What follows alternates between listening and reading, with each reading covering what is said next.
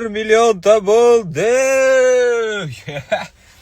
Sizlar o'zingizlarcha har xil paqilda bir narsa haligi archa bayram vertolyotlarda salto kutuvdinglarmi? Yo'q, unaqa so'mayman. Meni bilasizlar, qishda qor so'rasanglar biz uyga oz yoqib qo'y deb bermaydigan bo'laman. Uy olsam, parkovkasi bo'lsa, mashinam bo'lmasa, kech payt patinkam yetishib ketadigan bo'laman. Issiq suvga alohida pul to'layapman deb turib, bir haftadan beri betimni sovuq suvda yuvayotgan bo'laman. Shuning uchun bu уже расход.